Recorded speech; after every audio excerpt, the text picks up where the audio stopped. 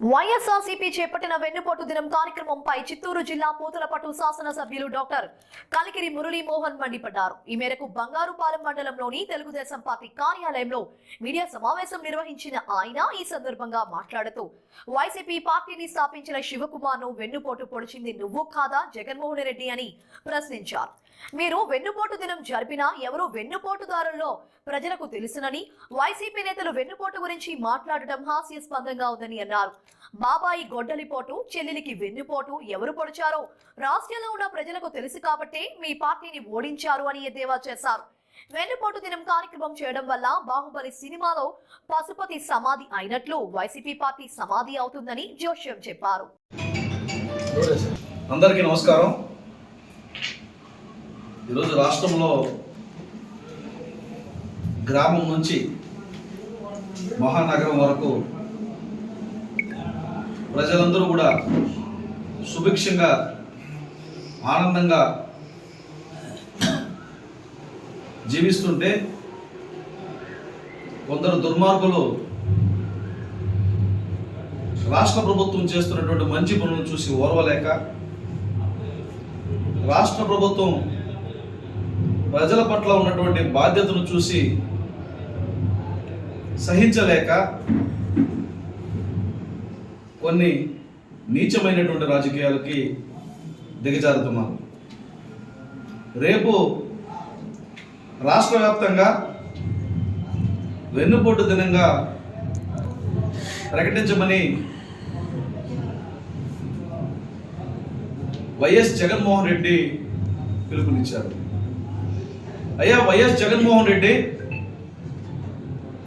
నీకన్నా వెన్నుపోటుదారుడు ఈ తెలుగు నేల మీద ఉన్నాడా?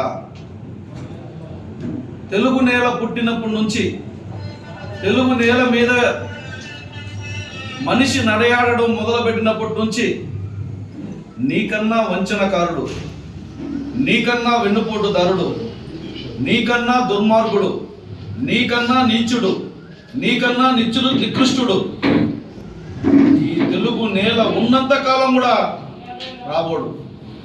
అలాంటి నువ్వు ఆంధ్రప్రదేశ్లో కూటమి ప్రభుత్వ పాలన పైన,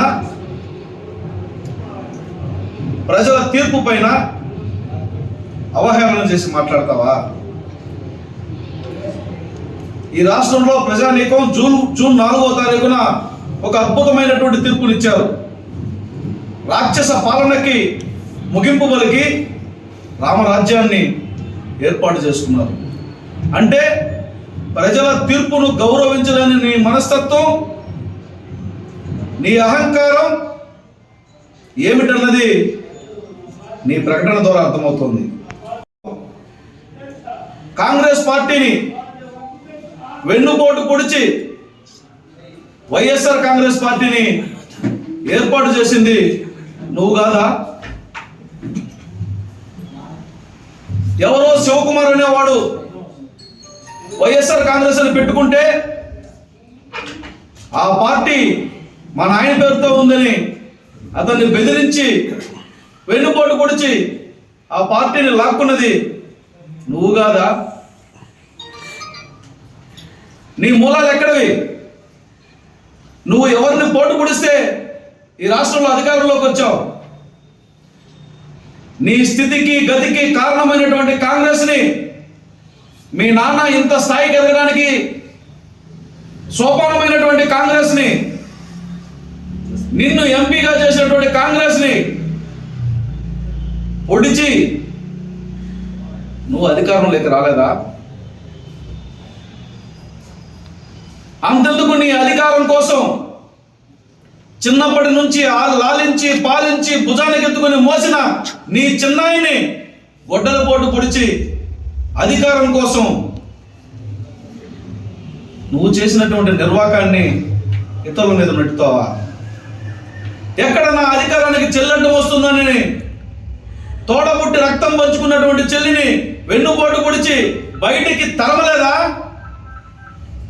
తల్లి ఎక్కడ అధ్యక్షురాలు అవుతుందో, తల్లి ఎక్కడ గౌరవాధ్యక్షులుగా ఉండాలనుకుంటుందో, తల్లి ఎక్కడ రాజకీయాల్లోకి రావాలనుకుంటుందో అన్నటువంటి దుర్బుద్ధితో శాశ్వత అధ్యక్షుడిగా ఉండాలని తీర్మానం చేసి తల్లిని బయటికి గెంటినటువంటి పోటు ఎవరు పొడిచింది నాయన?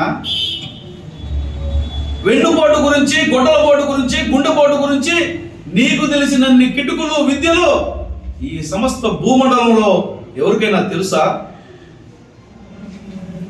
నీచపు మాట